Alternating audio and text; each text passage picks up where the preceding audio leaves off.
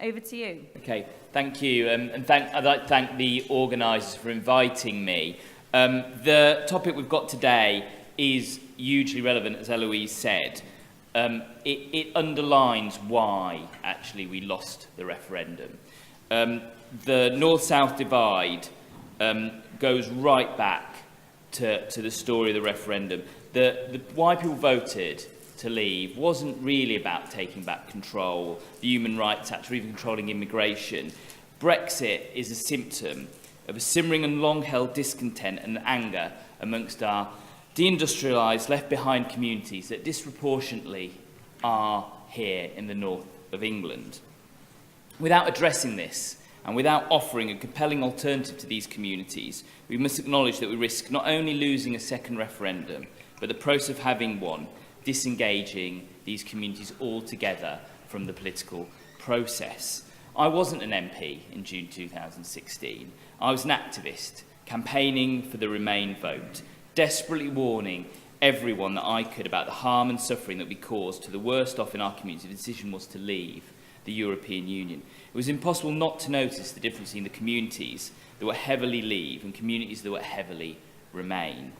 Leeds is a story of that. In North Leeds, where I live, where I now represent, it's more affluent and people overwhelmingly vote Remain. If you stepped outside of that to other areas of the city, it was heavily Leave. And you could see those huge disparities between those communities. And not just here.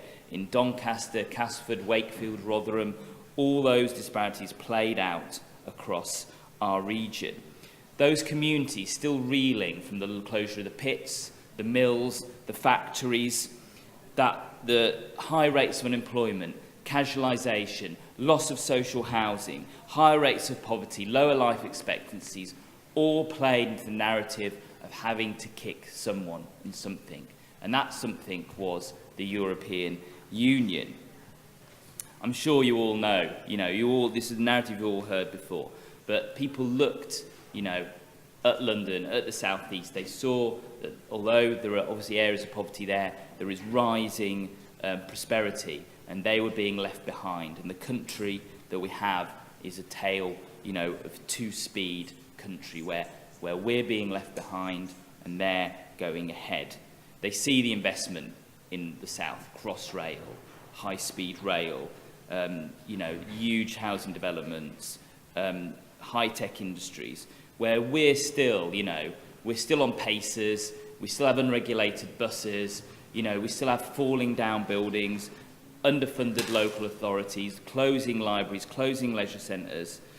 Unless we offer a different vision, a different path, unless we can rebalance that economy, if we ask the same question, we are going to get the same answer. So here are some of the things we can do.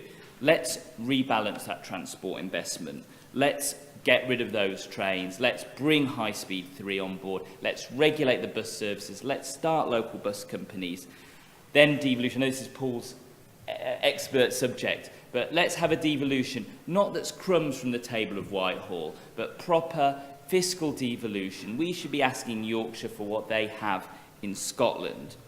Third, we must work with our friends and neighbours in Europe to ensure that we're not only prepared for the fourth industrial revolution, a revolution that's coming very quickly, but that we're the leaders. This was the place where the industrial revolution started. We are literally metres from Holbeck and Hunslet, which were the cradles of the industrial revolution in the world. So we need to look at decarbonising our heat, electric vehicles, low-carbon housing, the hydrogen revolution, and we need to be in the European single market to exploit those opportunities, to sell those to our neighbours in Europe, and to be able to take that forward.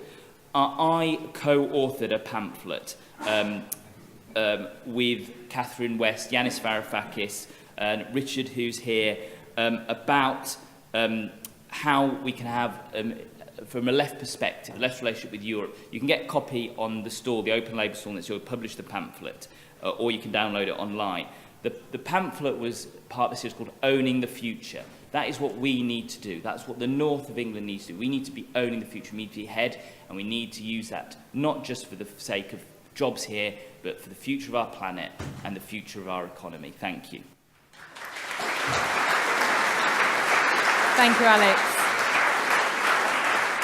Thanks.